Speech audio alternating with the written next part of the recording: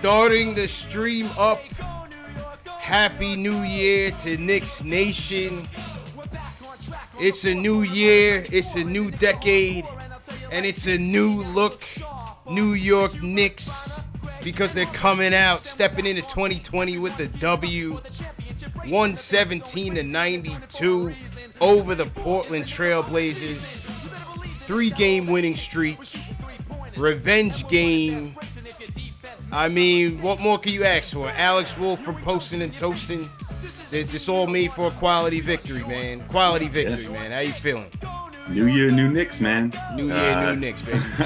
But really like the same Knicks, because they've been playing this way for now a while now, like since Melo took over, really. It's been a couple blips, obviously. The games against, like the Bucks, the Blazers the first time when the Knicks just couldn't hit a shot, that sort of thing. But by and large, like this is the sort of thing we're starting to get used to with the Knicks now. And it's pretty refreshing. I've been feeling great about this. I don't even know where to start with this game. Like, it seemed like, going into the fourth quarter, the story was going to be Mitchell Robinson. And then Frank Ntilikina kind of explodes a little bit, literally explodes on a dunk and Frank rocks the whole found the freaking, juice. Rocks the whole freaking stadium. Frank said, "New year, new me, baby. Let's go." Exactly, man. He's Let's go. He ate his Wheaties this morning. Yeah, no drinking Frank for him ate last his night. Nope.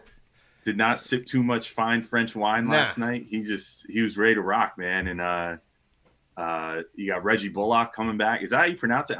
They switched it up on us. I thought it was Bullock. That I knew how to pronounce his name. I thought it was Bullock, but it's Bullock. Breen completely just threw it out Blew my mind with that, man. Completely mind blown. I agree. I'm still going with Bullock for now. Yeah, we'll keep it Bullock for now, man. 100%. But yeah, he's he comes in, looks like.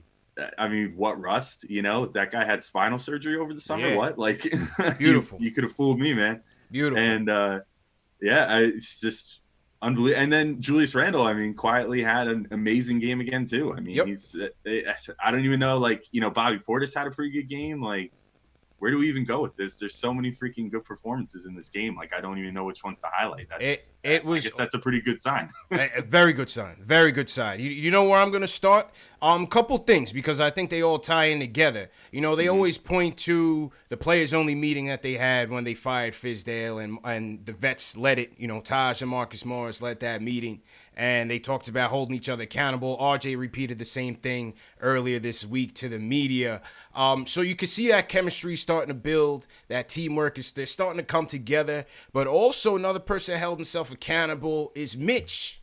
And after that Bucks game, when they got smacked up by the Bucks by 30, Mitch went out on social media. I think it was around December 2nd.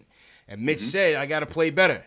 And from that day on, I don't think he might have had one negative game. Mitch was outstanding tonight. 22 points, 8 boards, 11 for 11 from the field. Mitch was unstoppable, man. The pick and roll was unstoppable. He got every 50-50 ball on the offensive glass. And this was Mitch's best game. I think this was the best game of his career. Oh, yeah. Ever since the tweet, man, like you said, the tweet, that was the jumping off point for Mitch. All of a sudden, he's back to being who we thought he was going to be last year and better. Facts. This game, forget about it. It was funny because, I was tweeting off the Posting and Toasting account tonight, and within 2 minutes, Taj Gibson was really getting his ass handed to him by Whiteside. Yep. And I was like, you got to get Mitch in there. Yeah.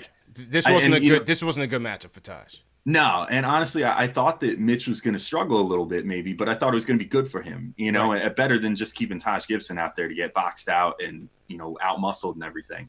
And Mitch came out there and he kicked Whiteside's ass, man. He did. It wasn't even close. From the start, it's just put it on Whiteside from the beginning. Whiteside got a little pissed in the third quarter or the second. I don't remember, but Mitch dominated, man. Literally, one of his first plays after he got checked in was he dunked all over Whiteside. Yeah. It was a big 2-hand dunk. He kind of bowfooted him a little bit. Got in his face and kind of did the Shaq on Chris Dudley, but without the push afterwards. And then just built off of that. Forget about it. 22 points on 11 of 11. I was actually the only thing that made me slightly annoyed with this game is that they pulled Mitch midway through the fourth and then never put him back in because he actually tied his career high with 22 points. Right. And he tied the Knicks single game record for most field goals without a miss. Yep, without a miss. With the 11 out of 11. But on top of that, 8 rebounds. He only had 1 block and a steal, but I mean, he was affecting everything on defense. I mean, even better. How about this? 1 personal foul for Mitch. Oh, yeah. And teams are straight up afraid to go into the paint on him now. Yep. I mean, this was like proof positive of that. Nobody wants anything to do with that. You know, the only real thing that the Blazers could get going was Melo kind of doing a vintage Melo performance. Yeah. And, you know, posting guys up on the, you know, the low post and up by the elbow and stuff like that. And, you know, kind of doing his Melo game. And, you know, to shout him out real quick, because obviously, former Knick, a lot of people loved him. He got a lot of, you know, praise and applause tonight. He had 26 points, shot 11 to 17. I mean, that was honestly a great game for him. It was a great game for Melo, man. For Knicks fans, it was like having your cake and eating it too tonight. Yeah, you get to win by almost 30, and you get Melo scoring 26 points. Like, it was a little nerve-wracking. Well, first off, the Garden faithful, you know, treated him very well. Ovations for the better part of the first quarter. Every time he got the ball, starting lineup. You saw when he went vintage Melo on RJ on the post up, and the crowd was going crazy for him. And then, you know, third quarter, Knicks came out of the halftime up 3.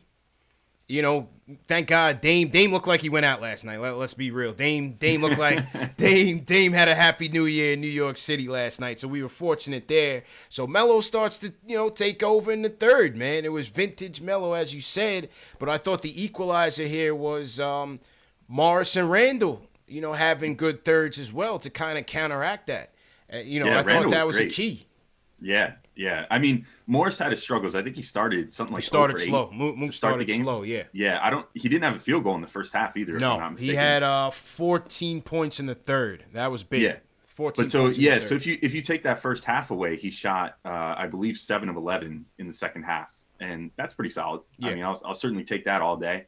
And Randle had 22 points, 13 boards, 3 assists. I mean, really awesome from both. I won't say awesome from Morris in the first half. I thought he was forcing things a tiny bit. Yeah. In the first half, the second half, I thought he settled down and started taking the shots that have been working for him. But Randle, man, he's been a revelation lately. I can't even accountability. I was a little disappointed that he didn't get another 30-point game to get 4 straight. Yeah. Because that would have been elite. But I mean, you can't have everything, I guess, in this game. Hey, but he did what he had to do. Did what he had to do. Yeah, exactly. Did what he had to do. And you know what? I was proud of him for not pushing the issue on that too, because he could have easily. Yeah. You know, he could have reverted back to some of his old tendencies and started trying to push things and you know, not play within the team concept and stuff like he did under Fizdale. But it seems like he's really he wasn't pressing too hard. If anybody is buying in to what Miller's putting down, it's Julius Randle. Yeah, like clearly, he's been the guy that's had the biggest change in not just his performance, but the entire way that he's playing the game since Miller took over. It's true. And it's awesome. Julius has been playing well, man. Second thing we got to point to is the bench. Bullock, as you said, was playing like he was trying to catch up for lost time. It's just refreshing to see somebody who can hit a 3 without you having to pray for it to go in. You know what I mean? Because that's another thing, because our guards just can't shoot for anything. You know, between RJ, Peyton, Frank, you know, DSJ, even when he's healthy, our guards just can't shoot, man. But it was good to see Bullock come back. He had 3 threes in the game. Thought his defense was pretty good for coming back. Portis gave us some efficient minutes as well. I think he dropped 14. And then Frank stepped it up. 10 dimes for Frank tonight. You know, you saw a confident Frank out there, so that was good to see. 9 and 10 on the night. And then obviously Mitch, man, with the 22 points, 8 rebounds. I thought the bench play was outstanding. Everybody plus in the plus-minus column. Yeah. And, you know, this is like maybe the second or third game in a row where I think the bench has arguably outplayed the starters the last few games. You know, definitely. With the exception of maybe Randle. I think Randle's been the constant, but they've been playing a lot of the bench guys with Randle at different points because Randle's been playing so many minutes lately. Tonight he only had 30, but I mean, the previous couple games he'd had something like 36, 38. Yeah. You know, so there's a lot of mixing of him with bench guys. But by and large, the bench has been playing great. And, you know, to your point, Bullock was like, he must have had a great couple practices. Yeah. Because it surprised the hell out of me when he got in there first. He looked like he didn't skip a beat. Yeah, and he was the first like reserve guard off the bench. Yep. Or I should say the first like reserve like wing like shooting guard type, you know. And he got in there and it just immediately started canning shots and looking confident, and it was great. You know, I wouldn't have guessed in a million years that he was coming off of, you know, a spinal surgery over the summer. I mean, I was really scared by that procedure. It sounded kind of nasty, like he had to get some of his vertebrae fused together or something, like because of an issue in his lower back or something like that. But apparently he's okay, because I mean he looked great. His shooting form's a little weird, but it went in. So his shooting form, I'll live with it. I don't care. He could do whatever the hell he wants. He can have a Lonzo Ball shot if he wants. If it's going in at that rate, like he can shoot however he wants to. Very, very weird, man. But like I said, man, all in all, solid game. Salute to Knicks Nation once again. Happy New Year to everybody. Good to start things off with a W. You know what I mean? Definitely good to start things up with a W. We're going to go to the phones. Definitely going to touch on the passing of David Stern. Rest in peace to David Stern.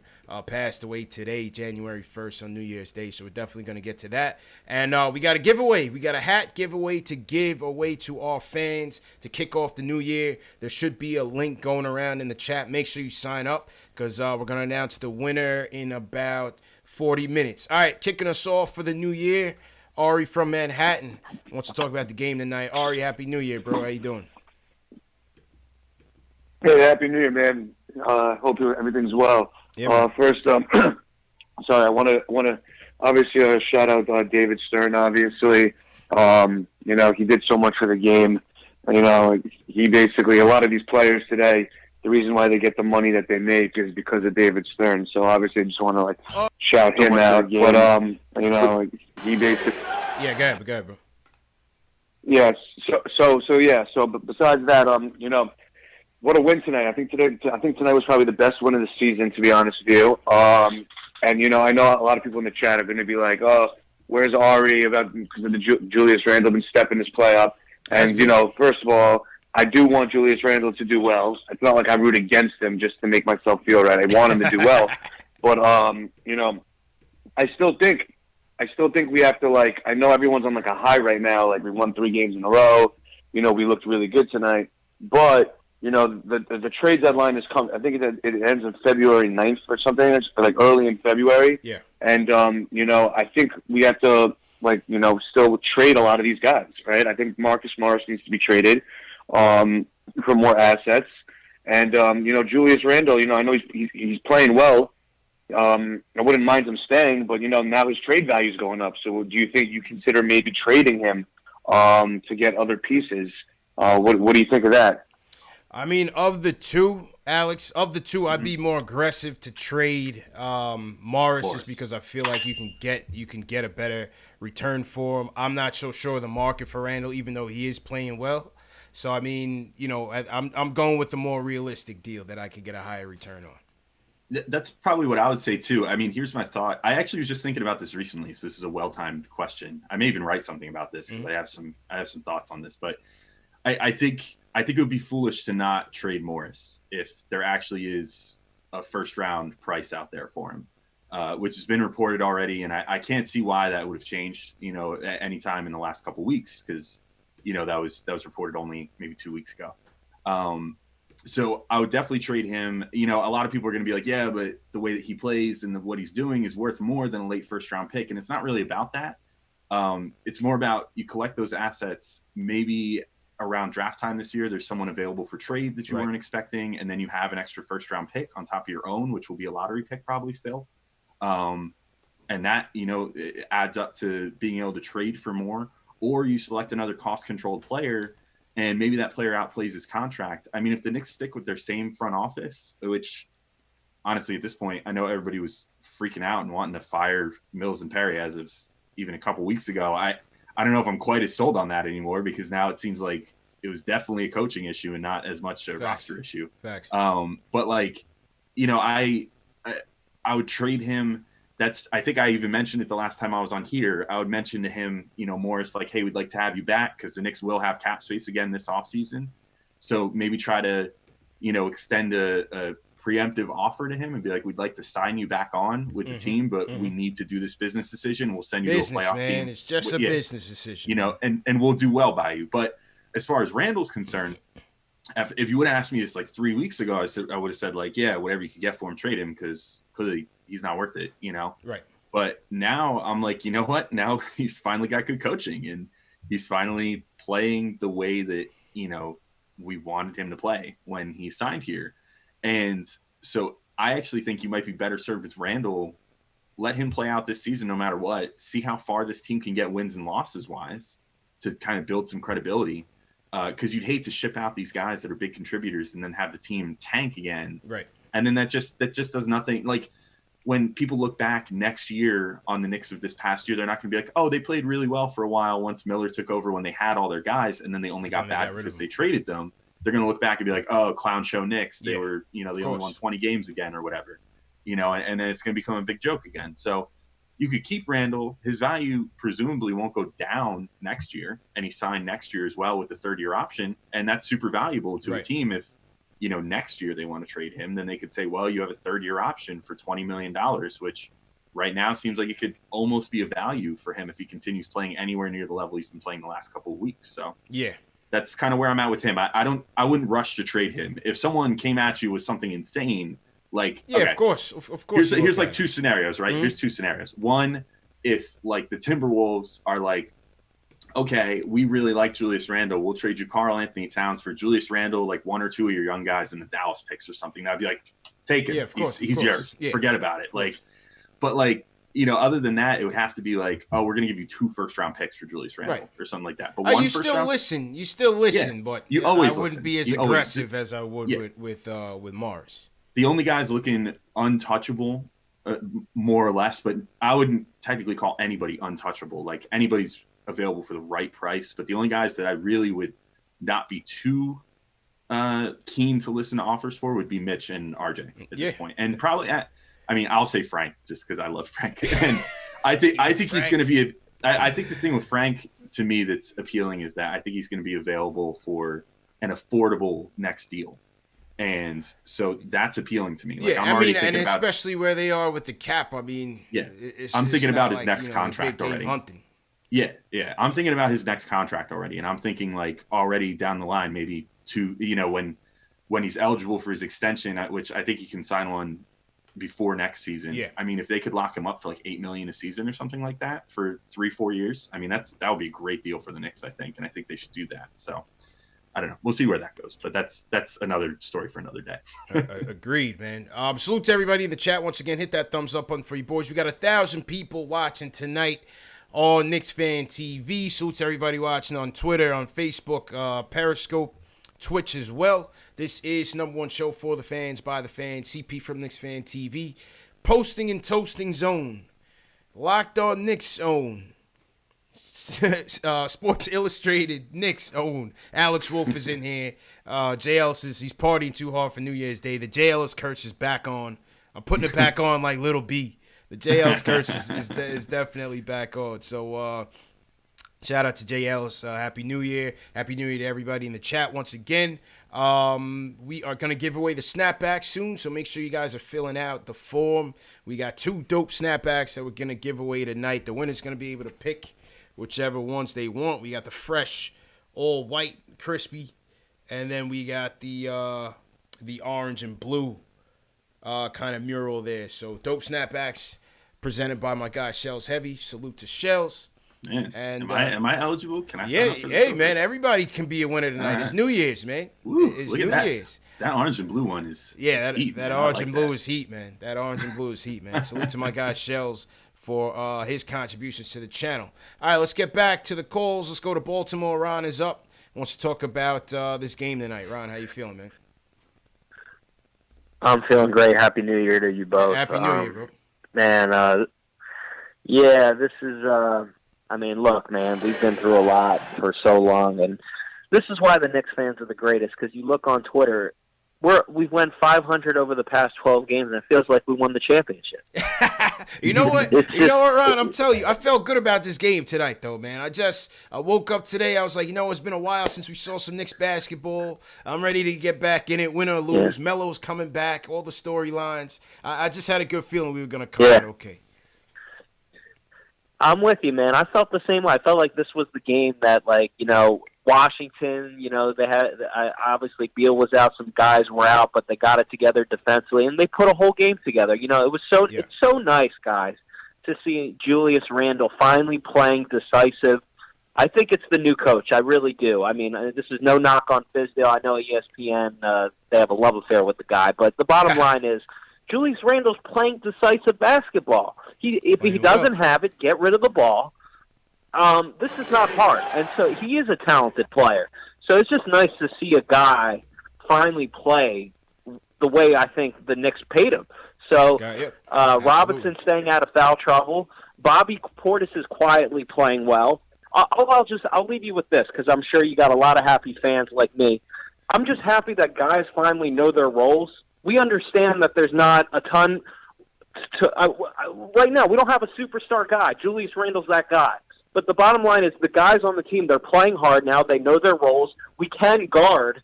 And these next 4 games on the road, I think is going to tell us a lot. I'm a little scared about this road trip, but what better way to go on the road than after winning 3 in a row? But thank you very much. Agreed, man. Good call, Ron. Happy New Year again, man. Yeah, he's right, Al. These next few games, I'm going to pull it up. I believe it's Phoenix.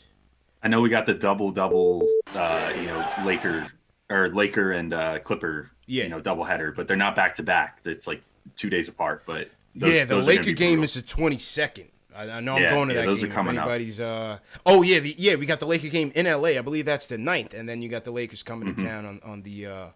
Those are the 2 I was talking about. They're going to be at Staples for 2 straight games, but I think they're separated by 2 days. It's not a back to back. Thank God. Yeah, because that would be really brutal to have to play those 2 on a back-to-back. But good call. Go ahead.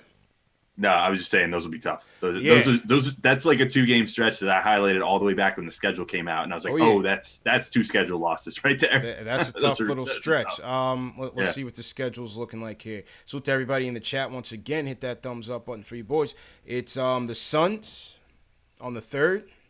Mm-hmm. We got the Suns on the 3rd. We have at the Clippers on the 5th, at the Lakers on the 7th, at Utah on the 8th. Mm-hmm. And then I will be at the game on the 10th, which is against New Orleans, I'm pretty sure. Okay, yeah. Actually, so I'll be at that one with SI, and then I'll be at the Miami game the next game after as a fan. Okay, all right. Good stuff, man. That one I know the schedule for because I just had to look those up recently. Yeah. So Ron mentioned, Miller's impact on Randle, and you can certainly see it. Obviously these guys took Fizdale's firing as an indictment on them. And if you have some pride, these guys are coming together and they're playing hard. They woke up, but I think Miller's impact is definitely being felt on the team. You saw when they were up by 18.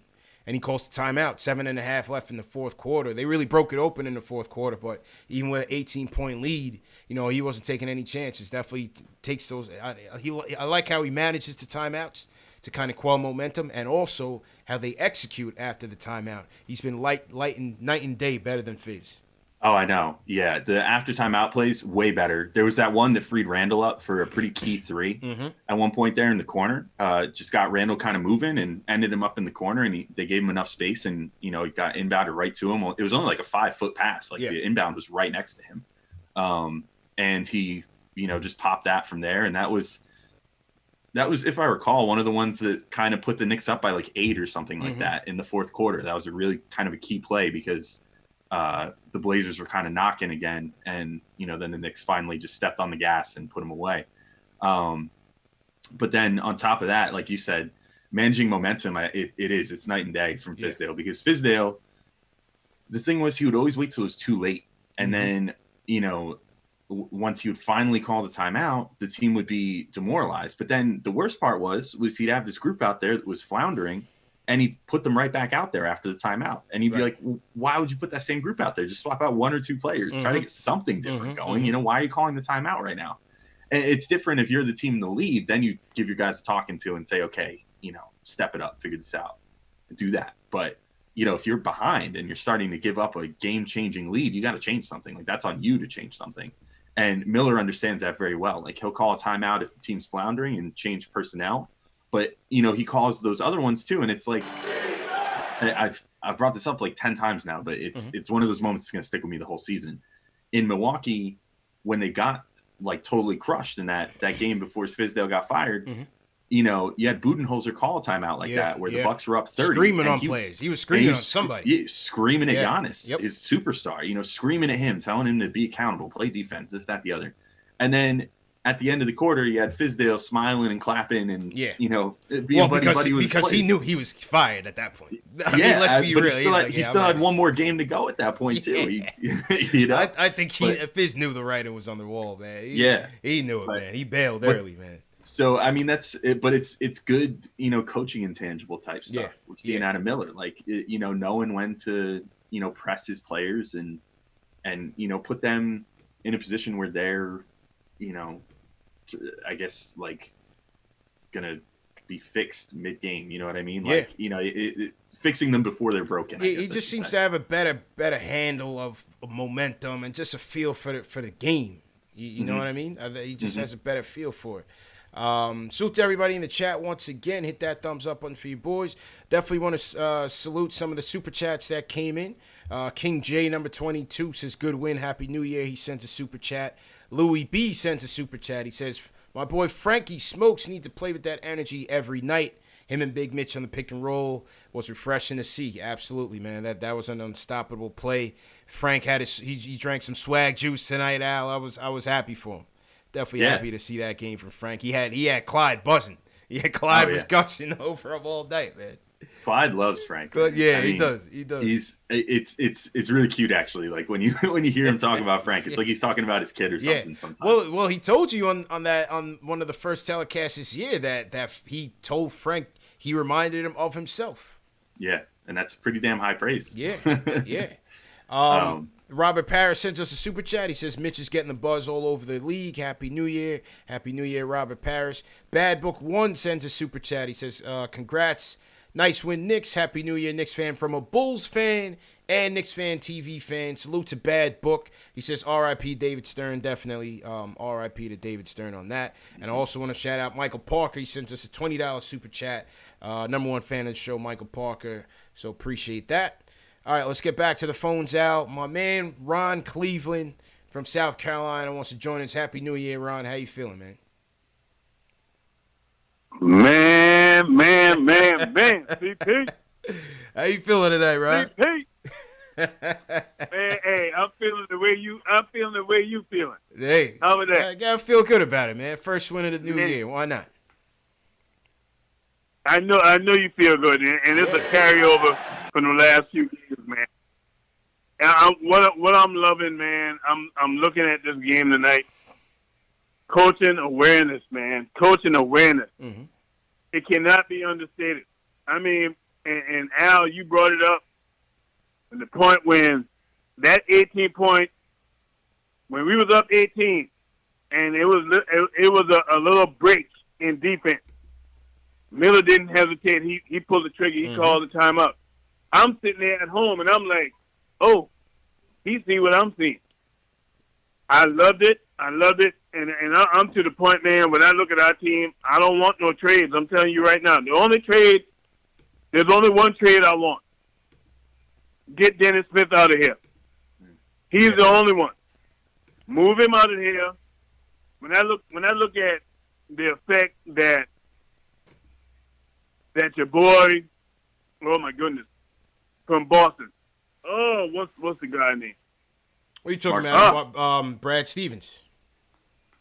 Rob Stevens. Oh, not Robinson. What's the guy? You talking about the man. Coach? I'm having to bring. No, the player we got from Boston, the Twins. Oh, Morris. Yeah, Marcus Morris. Yeah.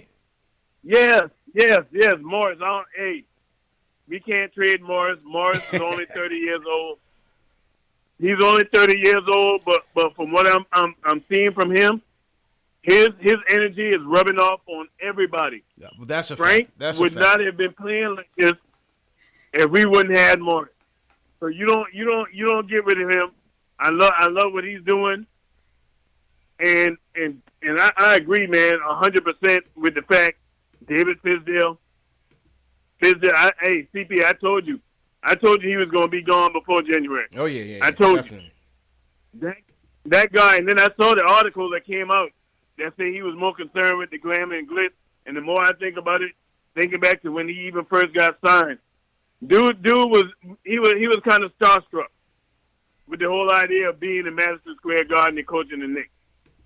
And the thing I love about Miller, if you look at Miller is like a Bill Belichick type coach.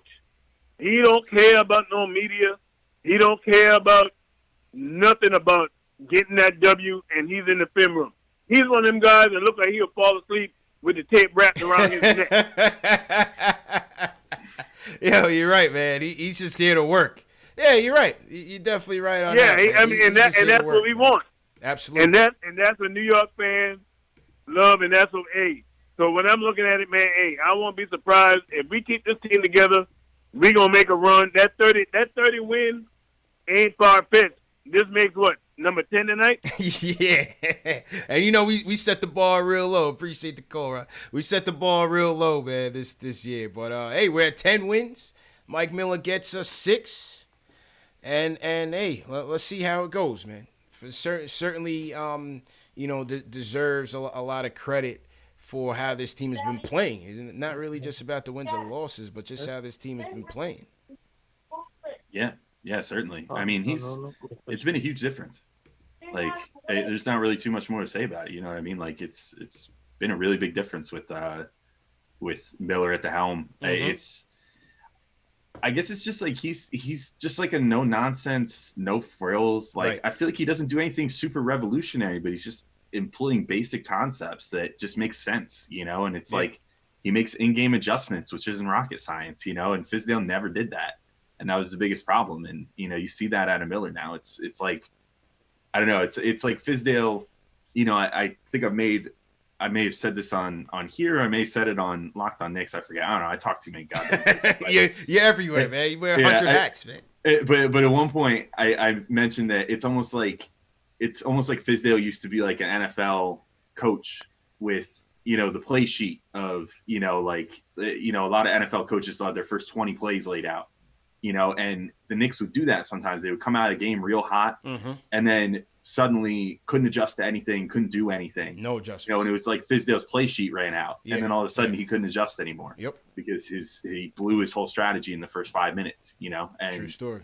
And with Miller, it's different. And with Miller, it's almost the opposite. I feel like a lot of times the Knicks come out not looking as good under Miller, mm-hmm. like they're trying to probe. You know, and then down the stretch they put the pedal to the metal and they make the adjustments and they finally make that push to win the game. And I feel like that's what you see out of good teams more often than not. You know, some good teams, obviously, when the talent discrepancy is there and stuff, they just come out and they blitz you and then they just keep their foot on the gas the whole game. But when it's relatively even match teams, sometimes the team that kind of almost like rope-a-dopes it and sits there and gets a feel for the game first and then makes their adjustments later when they know that they can do it. Yeah. That's sometimes better. I hear that. I think part of the problem, as you mentioned, to the slow starts. I mean, when I look at the box score, I maybe the answer isn't with us this year, but either the draft or what. But if RJ is going to continue to be the 2, I mean, shooting 3 for 12 from the field. Yeah, Peyton give you 2 for 9 from the field. If we weren't playing defense out there, if Dame didn't play like he was hungover, this could have been a real different game early. You know what I mean? Mitch's efficiency from the field really is what kept us in this game early because Portland got out hot. Yeah. Yeah, I mean, Mitch changed things on both ends early, you know, for everybody. Yeah. I mean, it wasn't, you know, he changed things on defense. He changed things on offense. And more specifically, he changed things on the rebounds. You know, he was providing something that nobody else on the Knicks could provide at that particular moment. To your point about, like, Peyton and Barrett, like, I didn't think Peyton played his worst game ever, but he definitely wasn't shooting well. He still ended up with 8 dimes. I thought Peyton set the tone very early on defense. I thought his tone was very good on defense. Yeah. Yeah, and he had a couple blocks. And there was a few plays where he really tracked his man well off the screen and stuff like that and still managed to wall him off. And, again, that might have been Dame kind of playing hungover a little bit. Yeah, Dame it wasn't a typical Dame night, clearly. So we got lucky there. Let's call that. He was a step slow. But, I thought Peyton did a good job on him and flustered him early, which then kind of flustered him for the whole game. But, yeah, to your point about RJ, it is a little – it's weird. I feel like RJ's been alternating good games with bad games lately. Tonight was definitely a bad game. He got off to a kind of a good start, but he just couldn't hit anything tonight. And I think he's just starting to hit the rookie wall a little bit, if we're being honest. It happens to most rookies, and he's no exception. True. I know he's in great shape and he's well conditioned and everything, but one of those things that people were saying, oh, it's not going to make a difference, but Fizdale played him 40 minutes a game for the first, month and change of the season. And I think it's starting to wear on his legs a little bit, because if you look at it just in terms of how many games have they played perspective, he's now probably at about a whole college season, if not a little more now. So he's playing the games in a much tighter window. Yep. So I think he's starting to hit that rookie wall. It happens for pretty much everybody, and it was bound to happen to him at some point. But it doesn't excuse the fact that he has to start shooting better. Or I would maybe even consider moving him to the bench, just not as a statement or anything, but just something to get him more comfortable. Put him out there against second unit guys and let him kind of get his flow back and stuff. They did that with Knox at different points last year. Yeah. Moved him around the lineup. I don't think there's any shame in it, as long as it's framed properly. So we'll see with RJ, though. It'll be an interesting next couple weeks because, if you remember right, the same thing kind of happened with Knox last year, that he kind of fell off at the end of December, and then pretty much all of January he was miserable. Yeah. And a better part of February too. When did he get rookie? He got rookie of the month. It was December, if I'm not mistaken. Yeah. That was when he had that very, very hot month. And then right at the end, he started to tail off a little bit. And then January and February fell off a cliff. And then March, I think end of February. Well. And then March and April, he finished strong. So we'll see at what point RJ kind of turns that corner. I think he will at some point, and we'll start seeing play a little more in line with what he was doing earlier in the season. But I guess it's just wait and see at this point. Yeah, just wait and see, man.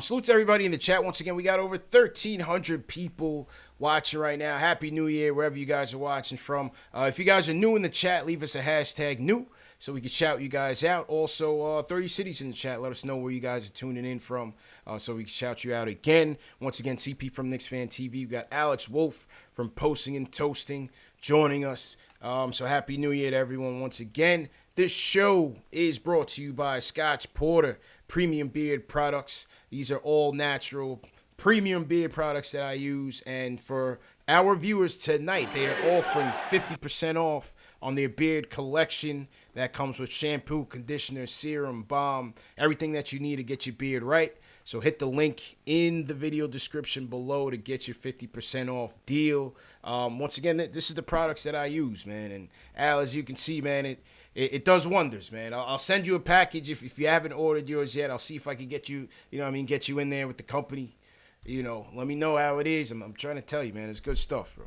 Oh, if I don't know if you noticed, but the last time I was on, I was talking about how I clean shaven because it was my anniversary because my wife liked that. Now I'm trying to grow it. I'm trying to do the winter beard. Hey. My beard is trying to grow up and look like your beard eventually. So, I'm trying to raise it right. But you see, I'm a little more faint than you are. So I need everything I can to volumize this. So I think I might have to get some. You need some Scotch Porter to fill in that winter fur, man. It's going to start getting colder, man. You need that warmth. Yep, absolutely, man. I'm a big bear as it is, but, I still need that extra fur for the winter, All right, no doubt, man. Salute to everyone in the chat. Someone just sent us a super chat. Who is this? This is Victor. Victor Barahona says he got his revenge. Victor lives in Portland. He's from Oregon. He was at the game in Portland when we got washed by 30. So salute to Victor on that one. Definitely was a revenge game. And salute to Danny Thomas, sends us a super chat as well. All right, let's go back to the phones. Let's go to Gideon from Brooklyn. To talk about the game tonight. Gideon, how you feeling, man? I'm doing great. How you guys doing? Happy New Year. Good, man. Happy New Year to you, man. Yeah, this game was amazing. I liked how our energy was picked up. Mitchell Robinson was feasting up there. Love his slants. I like how, Julius Randle was playing in control of the offense. taking some rhythm shots. I liked how we did a good job containing CJ and Dame. Melo had a big game, but hey, we kicked their butt. So we won 3 in a row, first time this season. And I like how we're starting the new year, and we have a difficult 4-game road trip. The Suns trying to make the playoffs, the Clippers and Lakers, 2 teams looking to win a title, and then the Jazz, a dark horse in the West. What do you think? Oh yeah, everything you said I agree with, man. It's a tough road ahead, so it's good to get this W to try to, give them a little momentum going on the road. And like you said, you got a Phoenix team that started the year off hot. They cooled off a little bit, but obviously on the road in Phoenix, they're always going to be a tough team. Could be a tough matchup for us as well. So let's see if we can, 4-game trip. Can we get 2? Can we get that one in Phoenix and maybe steal one? I don't know. The Lakers game will be tough, but yeah, maybe the Utah game. Maybe we can sneak one out. I couldn't tell you the last time we won in Utah, but we'll see what happens. 2013. That's the last thing on Utah. 2013. 2013. Damn, it's crazy, man. That is crazy. I think they can maybe take one in Phoenix. I think they take that and maybe the Jazz game. Yeah, I think it could happen. Yeah, we'll see. We'll see, man. Appreciate the call, Giddy. Jay Boogie from North Carolina. What's going on, man? You're up next. Hello? Hey, Happy New Year to everybody, man. Happy New Year, man. How you doing, bro? I'm doing good, man. Hey, man, got to big up to the coach tonight, man, because, his first game we played in Portland, we got blowed. It seemed like, over these last 4 days, he did a lot of homework, and he put together a game plan, knowing the New Year's here. We got a bunch of guys in a big city. He kept them focused, got them ready to come and play, got them upbeat and everything, ready to come play. The first game of the new year, home, Melo here and everything. Everybody was upbeat, riding, ready to go and playing for one another. So I got to send a big up to that coach because he did a lot tonight. And I love that wingspan that was out there with Frank and Bullock. Wow, there was a lot of wingspan that was shutting down them guards late in the game, when we went on our run. True story, man. Bullock was very active out there, man. Very active out there. 100% agree with you on that, man. Bullock played well, man. And as you said, I think, like I said, he's getting ready to take a lot of minutes. Tone. Yeah, he is. You could tell he's definitely going to get those minutes. But I liked how they set the tone. Like you said, they came out ready. It was New Year's Day. You didn't know, all these guys were home. You didn't know who was going out, who wasn't, and who was going to come out slow, like Dame. But, give credit. The Knicks came out with their energy from the opening tip. Yeah, you know what? To the point, too, about Melo. That's right. To the point about, Melo coming back, I give credit, to the Knicks, too, for not – like, I could see where, as a current Knicks player, it could have been a little disconcerting to have the fans cheering. So, I mean, the fans cheered louder for Melo in those first couple minutes than they did for the Knicks. Yeah, you know true. what I mean? Like, True every story. time he touched the ball. Mm-hmm. Props to them for, like, powering through that and being like, you know what? No, this is our night. Like, this is our court. This is our night. This is our place now. Like, cheer for Melo all you want, but we're going to win this damn game. Like, we're not going to let this take us out of this game. True story, man. And as you said, Bullock, Frank, Mitch could be a nice little unit, man. Could be a nice little unit defensively. And again, once you get in that Frank and Mitch pick and roll, and you're gonna have to have defenders start to cheat off a little bit. You got Bullock in the corner. Now we're talking. Now we're talking spacing the floor and getting some 3-point shooters out there. Legit. I think his best year was with Detroit maybe 2 years ago. I think he shot close to 45% from downtown. Yeah, and last year between Detroit and LA, he had a pretty solid season as well. Yeah. Roughly, he posted almost the same exact numbers 2 years in a row, basically. Shot over 40% from three both years, if I'm not mistaken. Or very close to it, and about like 11, 12 points per game. So yeah, he could definitely ride some momentum. He seems like he still has room to improve too. So need that. It's definitely a plus. Desperately, man. So welcome back, Reggie Bullock or Bullock or whatever Bree would say, but welcome back, Reggie. Salute to everybody in the chat. Jesse Cone is checking in with us. They say #new. We got Chris Norman checking in from Long Branch, New Jersey, your neck of the woods, Al. I don't know how close you are to Long Branch or what. Pretty close. Okay. Close enough. Okay. Yeah. Okay. We got Mano Ridge checking in from Brazil. We're all over. We're not close to there. Yeah, no, we're not close to there at all, man. We're not close at all.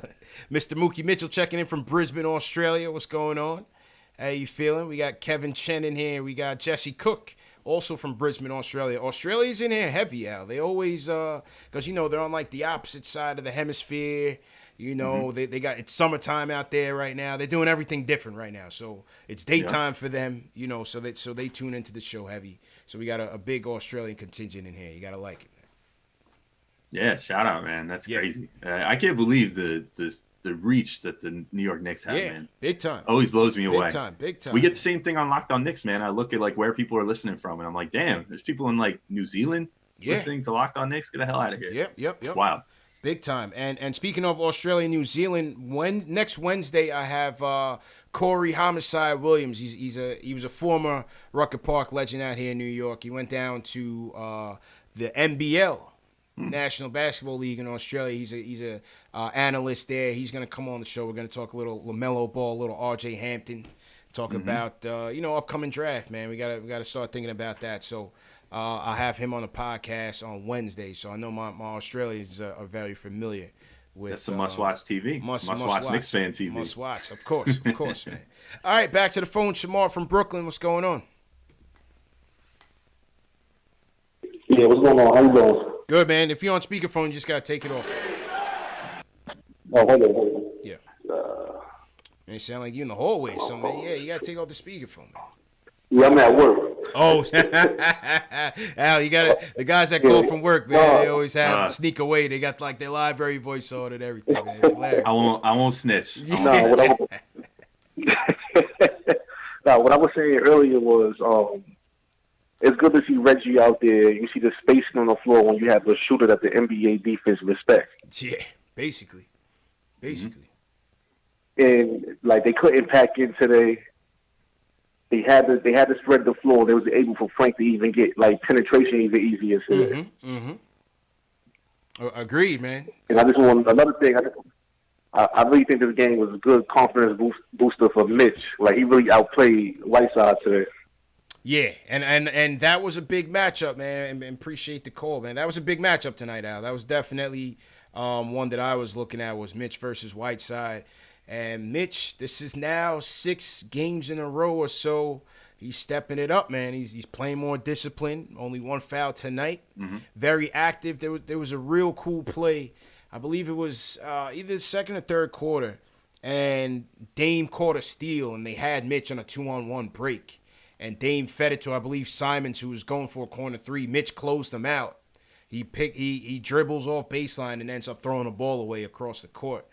So it's just good hustle plays, and Mitch is just really showing some maturity out there, man. Yeah, I thought Mitch killed Whiteside, man. I thought it wasn't even close. I mean, Whiteside didn't have a terrible game as it was. Right. But I thought Whiteside did most of his damage without Mitch out there. Particularly at the beginning of both halves against Gibson. He did a lot of damage there. And, credit to Miller for, adjusting relatively quickly and getting Mitch in there as one of the first subs. That seems like his game plan anyways. Bring Mitch in there. Like, don't let the team see Mitch right away. I guess lull them into a comfort zone. Yeah. And then bring Mitch in there and just stomp on them. Because Mitch is a starter caliber player now. Oh, yeah. I mean, it's only a matter of time. He's going to be back in the starting lineup again. He'll get it. He'll get in there sooner than later, man. But, I mean, regardless of when he gets in, as long as he's putting in a quality 25 to 30 minutes every night, like, without fouling too much, I'm good with it. And, he came in and he wrecked Whiteside in this game. It wasn't even close. And Mitch just continually, even if he doesn't necessarily look like he has the best position to get a rebound, he somehow always gets a hand on it. I think it's just his quick first and second jump helps because he'll start just kind of tapping the ball around and then he starts jumping and trying to get up higher for it and stuff. Right. As long as he can get a fingertip on it, there's a decent chance that he's going to get any given rebound. So he's starting to get very like Dennis Rodman-esque with his nose for getting rebounds out there, I think. Definitely, man. And as you said, he always seems to have a knack for the ball. Tonight, he was just securing everything, though, man. He was not losing it at all. And, it's a solid effort by Mitch. Okay, once again, make sure you guys sign up for the snapbacks. We're going to close the contest soon. Tonight, one lucky winner to celebrate the new year as we kick off 2020, Al. One lucky Knicks fan is going to be able to pick between these two snapbacks. You got the crispy, icy white, and you got the orange and blue little conglomerate going on over here. So real nice. Salute to my guy Shells for donating to the cause. All brand new snapbacks, new era snapbacks, and just a little gift, token of appreciation from CP to the fans, man. Appreciate you guys, man. Appreciate everybody for tuning in. Let's get back to the phones, Al. Let's go to Delano's with us. Delano from North Carolina checking in. Delano, Happy New Year, man. Hey, Happy New Year to everybody, man. Happy New Year to you too, CP. Alex Wolf, salute to everybody in the chat. Same to you, man.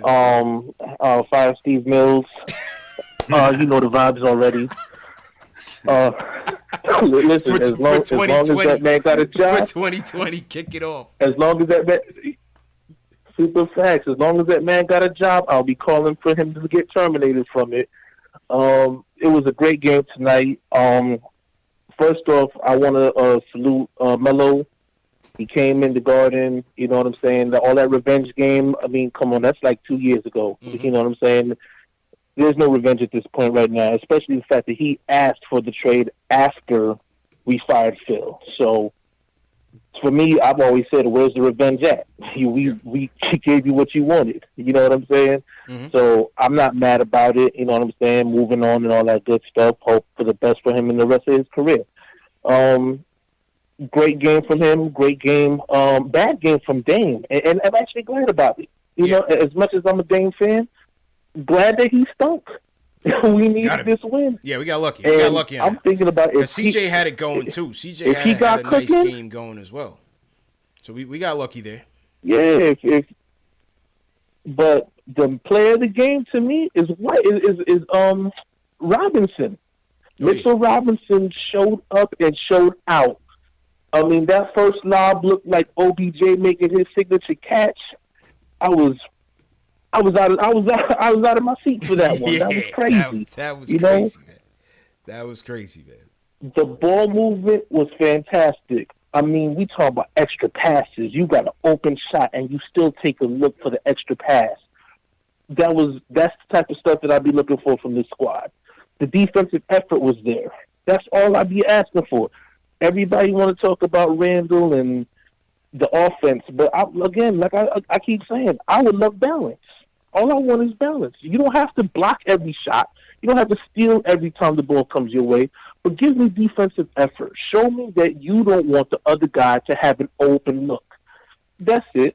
You know what I'm saying? Yeah. We talk bad about Frank because all he gives us is defense, no offense. I keep saying the same thing. I want balance. Give me a shot. Give me some scoring along with your defense. We know what you can do on one end. Prove that you can do it on the other end, too. So I'm happy for a great performance. I seen Kevin Knox get involved on defense, too. He swatted he deflected a shot. Mm-hmm. And that's all I'm saying. Just give me some effort. Yeah. Kev was definitely. But I will say this, too. Good. I will say this, too. These referees, they must have some kind of grudge against us.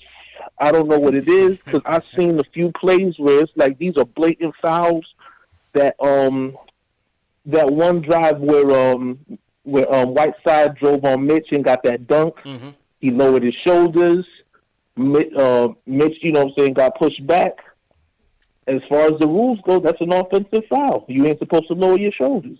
He lowered his shoulders, no call. On the other end, in the first quarter, RJ drove to the basket on C.J. McCollum for the second time. He got swatted on the arm by C.J., swatted on the wrist by Whiteside. It ended up becoming a basketball wedgie. Yeah. All I'm saying is, what's going on with these refs? Yeah, what's happening with these? If I can see this, it's you know what I'm sketchy. saying? If I can see this, sketchy. Appreciate the call, Delno. Well, RJ doesn't get calls, at all. Yeah. You know what I mean? RJ never gets called. I think it's funny. Schwinny Poo tweeted during the game that Melo got a better whistle tonight than he's gotten any time that he was in the Garden as a Knick. And it's like, yeah, well, it's probably got something to do with the jersey on his chest, I think. Facts, man, facts. That was funny, man. But again, good to get a win. Definitely good to get a win. Let's touch on this David Stern passing, man. While you're still on out, because today David Stern passed away, age of 77. The commissioner of the league from 84 to 2014. He fell out with a brain hemorrhage, I think about 2 weeks ago, and he passed away today, New Year's Day, man. What was your thoughts on David Stern, the commissioner? I mean, I'd be lying if I said I had super, super strong thoughts about him. There was some good, some bad. I think mostly good, though. He oversaw a really big period of growth for the league. I don't think the NBA is what it is today without him, without a doubt. The only questionable decision that I could ever think of from him was the dress code thing. Yeah, that always was a little weird to me. Like, why are you trying to affect what guys are wearing into a stadium? But other than that, I mean, he created the WNBA.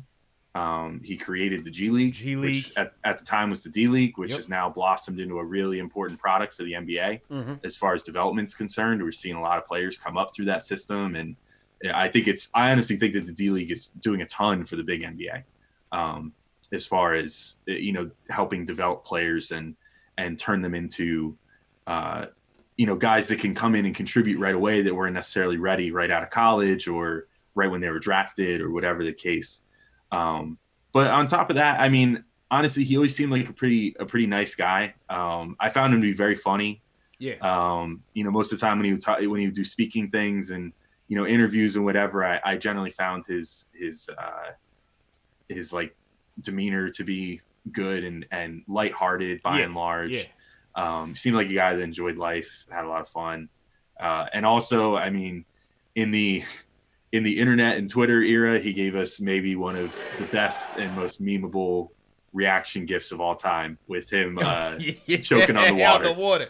So, it's funny. It's really funny. Like that's kind of some of the ways that we can remember people now in today's day and age. But I mean, honestly, his like NBA policy decisions, I might not remember 5-10 years down the line, but I can guarantee you 5-10 years down the line, I'm still going to be tweeting out images of David Stern, choking on his water because he was so surprised by something or whatever. So, but all in all, rest in peace. He seemed like a good dude. Rest in peace, man. That was always my impression. He seemed like a nice enough guy, and by and large, I think he had a good tenure as the commissioner of the league, and I think he also picked a pretty good replacement. I like Adam Silver quite a bit too, so I think he probably has something to do with that as well. And so for that, he also kind of deserves our thanks. So true story, man. Yeah, I mean, I think this one was real big in terms of his pass. I mean, his impact on the game was crazy. I mean, the modern NBA is what it is because of David Stern. You know what I'm saying? I mean, the way he was able to kind of grow the game globally to $1 billion phenom that it is right now. The whole Dream Team era. You know what I mean? The influx of international players that we have here. Like you said, the WNBA, the G League. He helped us. He helped the Knicks, right? They froze the envelopes. He got us Patrick Ewing. He was a diehard Knicks fan. So Make no mistake, allegedly. Listen, man. David Stern froze those damn envelopes. Thank you, David Stern, for getting us the captain. But then he screwed us at 9-7, man, with Charlie Ward and P.J. Brown for suspending the players for leaving the bench. You know what I mean? We lost a lot of guys in that Knicks Heat series, man, for leaving the bench and getting suspended for some missed Game 6, some missed Game 7. So that was kind of rough. Raptors and the Grizzlies. You know what I mean? You had two expansion teams in Canada. And brought the Bobcats back in to Charlotte, and which then turned into the Hornets. Facts. How about, I mean, the TV rights, right? When he came in, they had TV rights deals at $10 million. They're now worth almost $1 billion in TV rights. You know, that's just crazy, man. Well, and internationally, the game grew so much. I mean, that was a really big thing, actually. The embracing of, I mean, that I don't know how much you can credit that to Stern or just to the game. But, well, okay, so here's the way that the flow chart would work there. You credit Stern for helping make the game bigger. Yeah. In the 90s, which then inspires more European and, Asian children to like basketball growing up and play it, which then leads to more international players coming from those countries, which then leads to an even bigger, love of the game in those markets and really big thriving leagues in those different markets now too, that aren't the NBA. You have a whole huge contingent of basketball in Europe that's like almost probably only second to soccer at this point over there. And then you have basketball is, I don't know, like arguably the biggest sport in China at this point, Facts. I think. And the NBA is enormous in China. I mean, we saw how everything went down with the Morey situation. They were literally talking about the NBA salary cap might be affected if China would pull themselves out of NBA marketing and stuff. So how about bringing Yao Ming over? That was a big move. Yao Ming, yep. Yeah, and again, that all comes back to like, Yao Ming got drafted, 2002, which means how old was he? Like 19, 20 at that point? I think he was older because he was playing in China. I think he was a little bit older. Say even if he was like 22, however old he was, he comes over in the draft in 2002, and he probably grew up watching the product that David Stern helped build up during the 90s, and that's probably what inspired him to play basketball. On top of the fact that he was like 7'6", and it was just kind of a logical move. But I mean, they took out the physicality of the game, took out hand checking. Which some people hate and some people love, but ultimately, it is what it is. Like I think it led to a little more fast-paced style ball, at least in some cases. So that's true. That's true. Too. It definitely opened things up. As you said, the dress code definitely controversial on many different levels, from a business standpoint, from a cultural standpoint. There was definitely a lot of controversy when he did that. I always thought the cultural aspect of that always kind of bothered me. Yeah, it was because the guy he was targeting was Allen Iverson, who dressed very like rapper street style back in 2002, and it seemed like a direct attack on that sort of subculture, which obviously has racial connotations and everything else. So it did. That was always like the one black mark to me. If I think of like Stern in his time, I'm like shit. Like that's the one thing that always kind of bothered me. That was big, man. They eventually got over that too. I think Stern realized, because that was gone before Stern was gone as the commissioner. Yeah. So he realized his error of his ways. Yeah, he lightened it up, and now it's even lighter. I mean, now guys just dress. It's just a different fashion era now. You know what I mean? Now it's like it ain't my speed. It's fashionable for LeBron to wear a suit with shorts now. Like that's just a move to do one day. So it's just a different era. I can't even touch that, man. What about the Chris? He vetoed the Chris Paul trade. David Stern was like the godfather of the league. He vetoed the Chris Paul trade to the Lakers. And a lot of people hated that. Yeah, that was very controversial. Yeah, Lakers fans in particular will still tell you that was. I mean, they won championships after they after they made the. That was when they made then instead the. Or no, I'm sorry, they didn't win a championship after that because they made the D12 trade instead of that. The White trade, right? Yeah. So I guess that didn't quite work out for them, but. I mean, I don't know. They still complain about that to this day, but I was mixing it up with the Pau Gasol trade for a second. That happened well before that, before the Chris Paul saga. So, and then the two things with MJ, they banned the black and red Jordan 1s. Definitely, they fined MJ and banned the black and red Jordan 1s because they didn't have enough white in the shoes. That was back in '85, I think. Imagine how preposterous that is by today's standards. You literally have guys getting custom airbrushed shoes, wear whatever you want, whatever designs on them. I mean, I don't know. It's even funnier to think about that. Like when you think about, we think, oh, that's so antiquated that happened in 1985 or whatever. The NFL didn't get rid of those rules until like 2 years ago.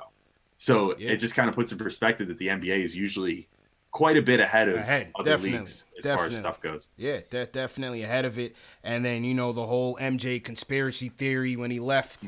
What's it, the gambling issue? Was he really trying to play baseball? Did David Stern know about the gambling addiction? I heard a theory that his dad got murdered by the mob or something. They said MJ owed. They said MJ owed those dudes in suits, man, and that's why he backed away from the game. And they claim that David Stern knew about it. David Stern in the interview with Woj, read that article with Woj. He said when they were dealing with the lockout of 2011, he went into the locker room at the All-Star game and told the players that they better come to the table. He said he knows where all the bodies in the NBA were buried because he put them there. Take it for what you will, Al. But to me, that means frozen envelopes and a lot of, under the table dealings, man. But hey, you take it for what you will, man. David Stern was the godfather, I guess, man. Don David, Yeah, absolutely. David Soprano. Absolutely, man. So, listen, just to put a bow on it, I think you got to touch on it because of the impact that he had, whether it was, from the game itself or whatever the controversy was. He was definitely a controversial figure, but no doubt had a big impact on the game. I mean, we might not even be here talking about the game if it wasn't for some, things that he did. Yeah. Definitely true. I mean, good and bad. We just highlighted how many good things, how many bad things. But by and large, the positives well outweighed the negatives. I think that's pretty undisputed as far as Stern's concerned. Absolutely. All right, so let me take Dan from Long Island. Let's take his call. Then, Al, I know you got to run and record, right? Nah, I got time. Okay. See all the callers through if you want. All right, no doubt. Good. All right, Dan, you're up next, man. How you feeling? Happy New Year, man. Hey, good, man. Thanks for putting me down, man. How's everything? Yeah, good. Listen, real quick, Reggie Bullock tonight. If he gives you that every night, he makes a big difference. I think big difference. It means the end of ISO. Yeah, I think ISO's minutes, regardless, ISO's minutes still been, on promise. So with this, Dotson's minutes are going to be impacted. So. Yeah, I think if Reggie's going to come in here and play like this, it's definitely going to move some guys down. I just think, like I said, man, I think he's not going to get any light now. I mean, I'm just being candid. And the other thing I want to just touch on with you folks tonight is something I think that, if you don't watch the game tonight, you don't pick up on it, right? And I was counting, at least in the first half, boards for Randle. And you look at Randle's boards, how many he had tonight? 12, 13, whatever he had. I think he had like 6 or 7, maybe even the first quarter alone. Randle had, he did not have a contested rebound. Randle had 13, 12? He had... I believe he had 13 rebounds. 13 boards, 12 defensive rebounds. Right. And 7 of them, at least the first 7, there was not one contested rebound. In other words, they were just, typical 3-pointers that go long and no one gets to no one gets to the rim, so they just bounce around. The reason I point that out is I'm not knocking Randle. It's to point how stat lines can be, deceiving because Mitch, every board Mitch got tonight, he got it the old-fashioned way. With 1 foot in the paint, beating bodies, and I thought he might have only had 8 tonight. But if you can name one board that wasn't important tonight, and I think. I point that out because, again, if you didn't watch the game, you're reading the stat line, you may think that Julius had a big day on the glass, but the reality is I thought Robinson does. And, look, you guys both know that the NBA's changed a lot. Big guys don't need to have a back-to-the-basket game no more. As long as you can pick and roll, and then you can eat off missed shots, you can be a multi-millionaire in this league and an all-star. You don't need to have a post game. And I just think, Mitch, if he can develop, a 15-footer, he has everything else that you need to be a perennial all-star. I mean, he really showed that tonight. And, I thought a lot of credit. And then the last thing I want to point out is with Melo, man. And you guys I only tuned in about a half hour ago, so I might have missed part of what you talked about. A lot of respect for Melo.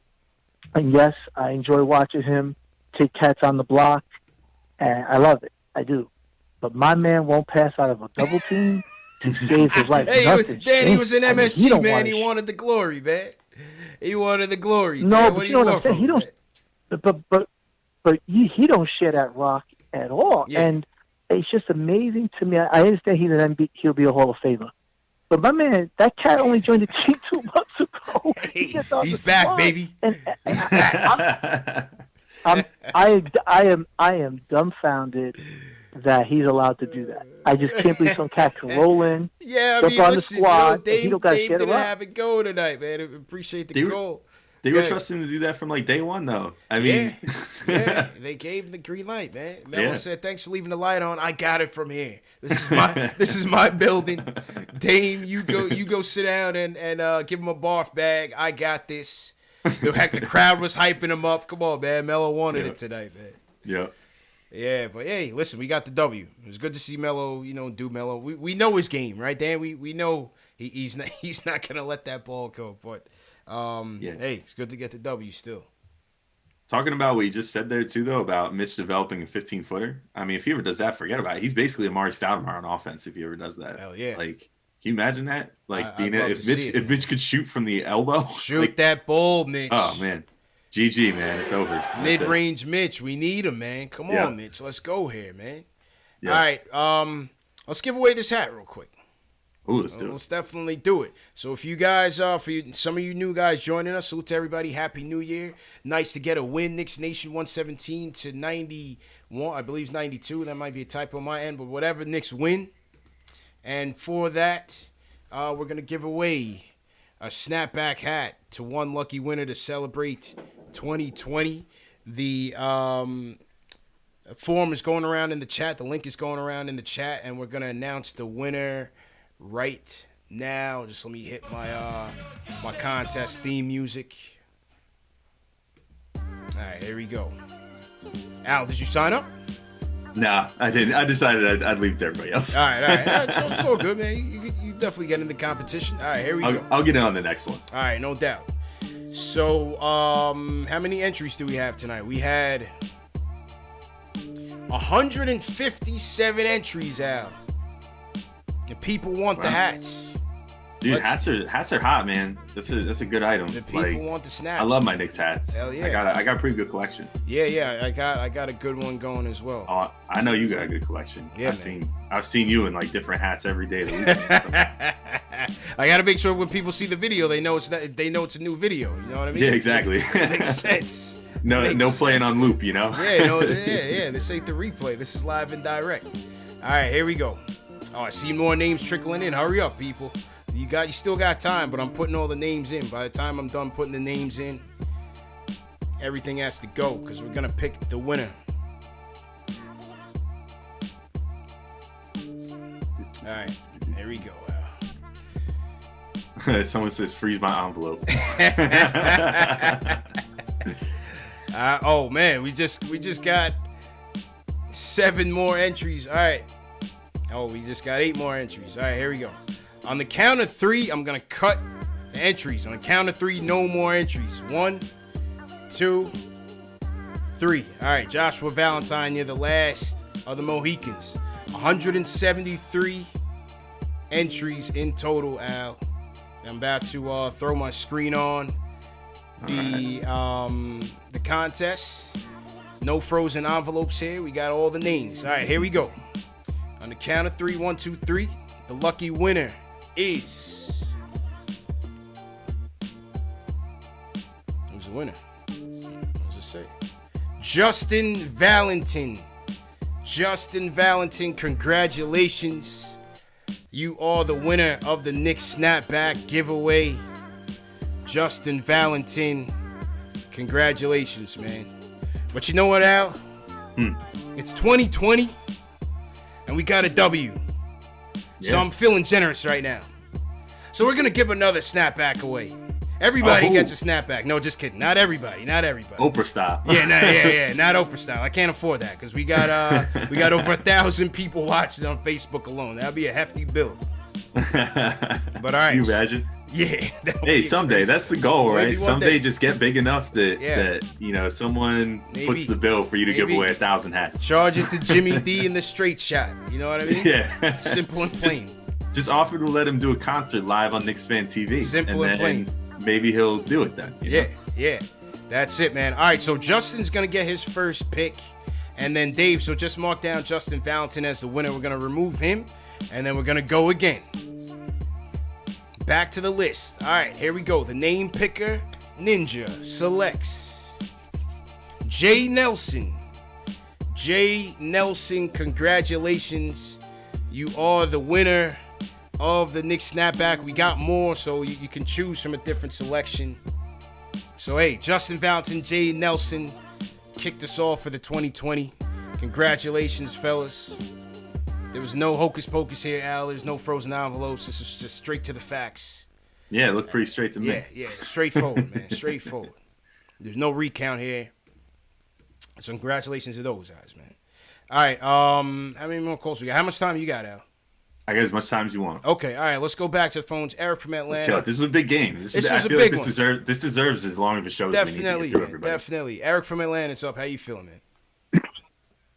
Yo, what's up, man? Hey, thanks for taking my call, man. No doubt, bro. Happy New Year. Hello? Yeah, thanks. Thanks to you. I just wanted to point out 3 stats, man. The 29 assists, 64 bench points, and 54 points in the paint. That should always get you a win. Yeah, I feel like. Yeah, and turnovers. Only 2 turnovers in the second half. I believe it was maybe 8 overall, and to the 25 or 29 assists. That's a good ratio right there, man. They're moving the rock, and give credit to Frank and Peyton. They gave you 18 dimes together. No doubt. I'm down here in Atlanta, man. I get clowned on the regular about the Knicks, but I'm wearing my Knicks sweatshirt tomorrow, man, with pride. I hope it's not a Hawks fan Knicks. clowning you, man. I was about to say, you got to zip them to up. some Hawks fans. Yeah, you got to put them on mute, man. It better not be Hawks fans.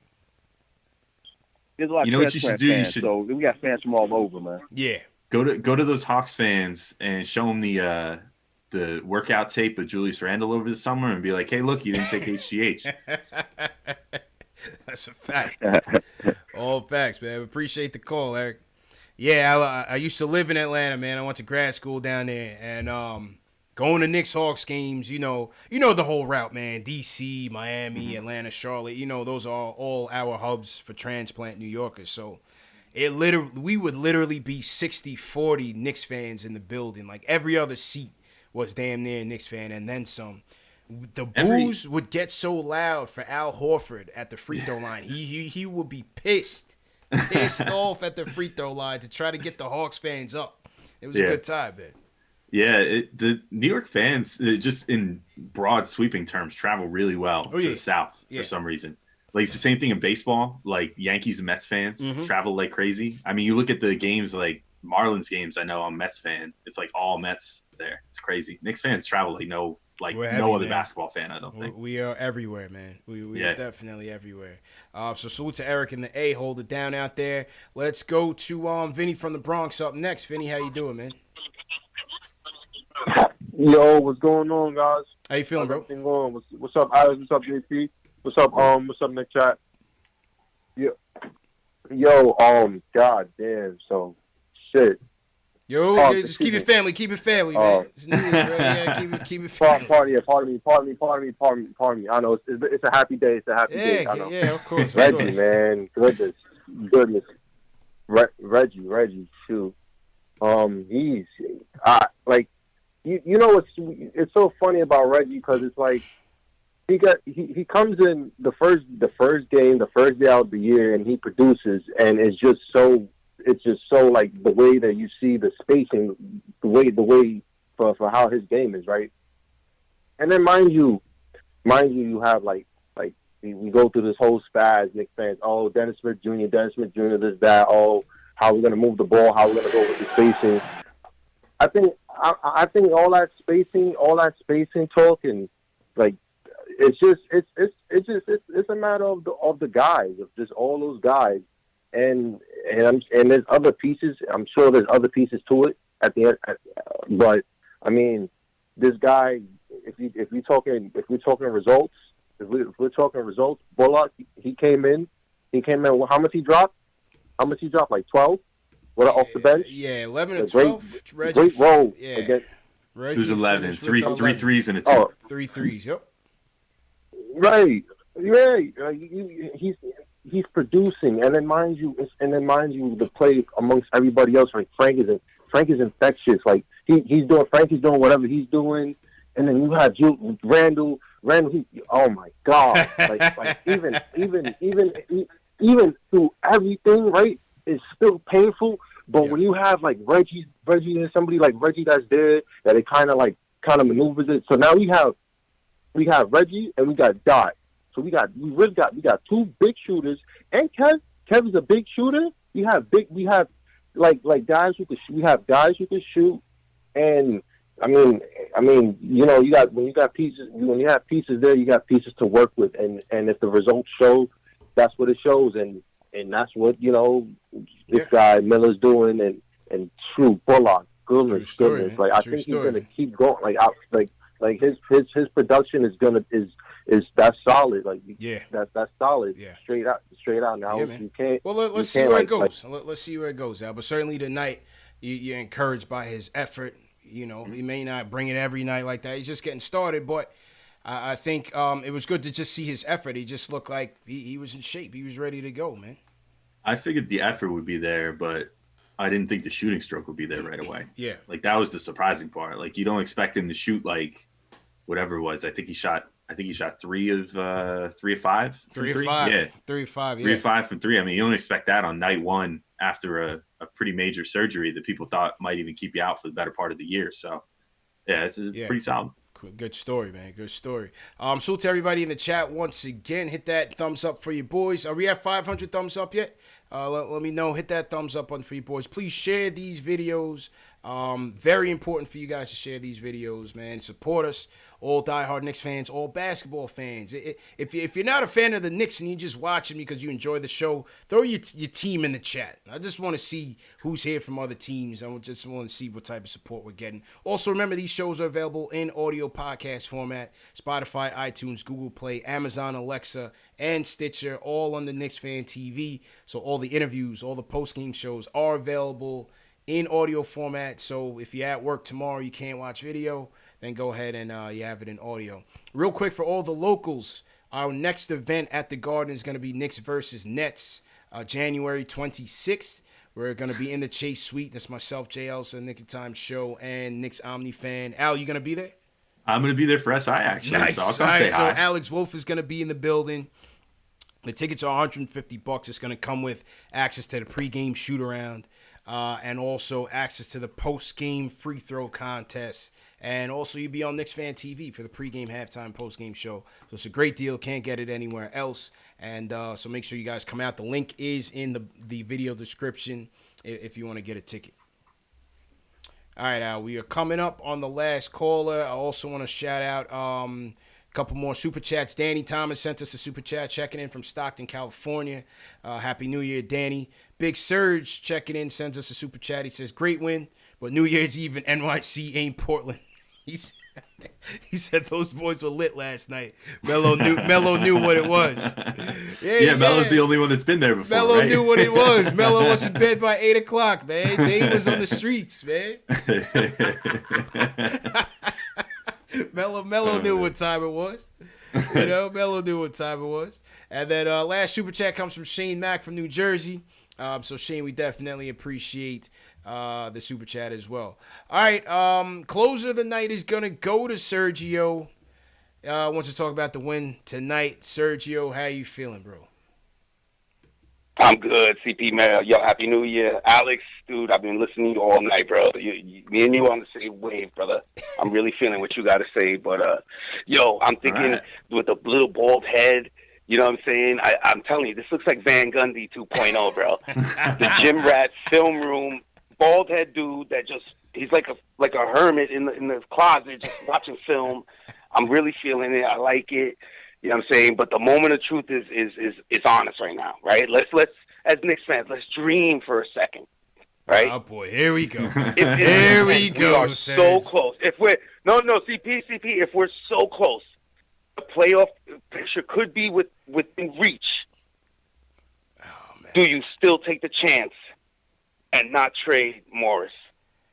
Because I was listening to a couple of people say Morris is kind of the heart of this team.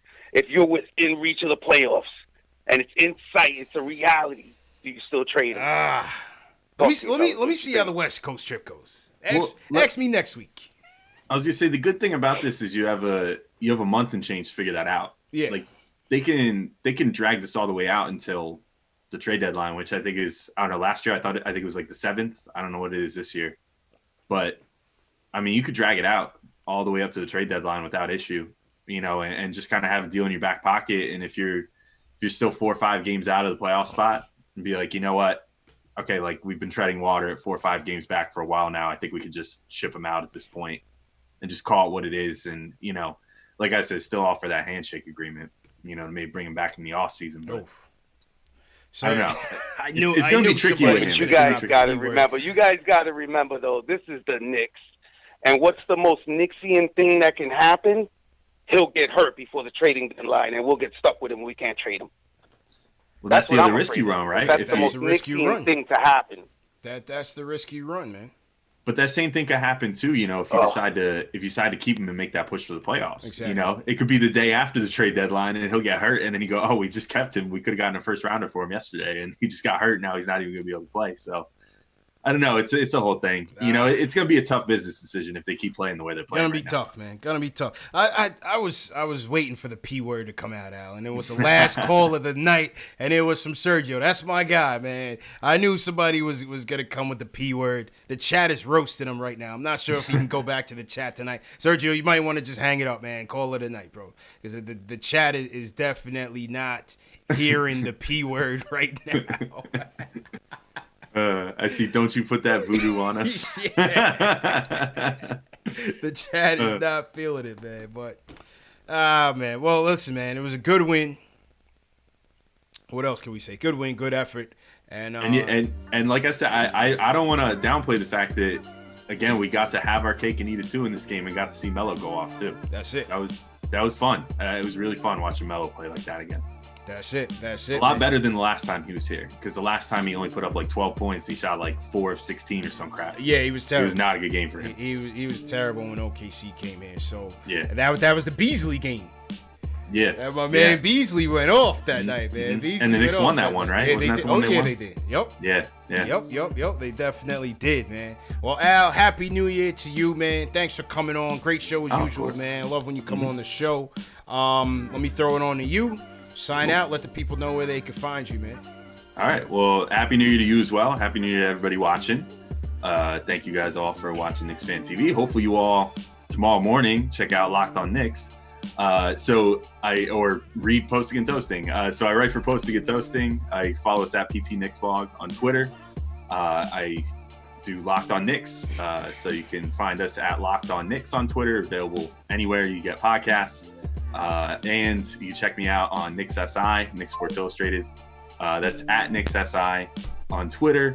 And next game I will personally be at will be the 10th against the Pelicans, which I think is the next home game. But there's, plenty of other good writers there as well. And also check me out on Twitter at the Alex Wolf. And that thus ends my lengthy list. There you go. That He's finally finished with the resume. All present. Good stuff, though, Al, man. Good stuff. Good work, man. And salute to everybody once again for watching. We had like over 1,300 people watching. I think that might have been the record once again for a 10-24 team, Al. The support for Knicks Fan TV has been tremendous. Thanks again. Happy New Year. Way to kick off the new year. Congratulations to Justin Valentin and Jay Nelson. They are the winners of the snapback giveaway. We will have more snapbacks to give away in the future, so make sure you keep it locked here after every post game, because sometimes I might just drop it as a surprise. Share these videos, very important. Text your friend right now, text your family right now, whether they're a Knicks fan, basketball fan, whatever. Let them know about Knicks Fan TV. Very important to support me in that way. Hit that thumbs up for your boy. Make sure you subscribe to the channel as well. Salute to everybody that sent us a super chat tonight. Always the donations are appreciated. You can also send a PayPal or Cash App using the links below. Once again, Knicks win 117-113 to start the season off. 3-game win streak happening. Let's go. And yeah, man, this kicks off a 4-game West Coast trip. Knicks are in Phoenix next January the 3rd. That will be this Friday. I'll be here. I think JLs will be back. Make sure to keep it locked. Knicks Fan TV, #1 show for the fans, by the fans. Happy New Year once again, people. We'll see you Wednesday. Peace.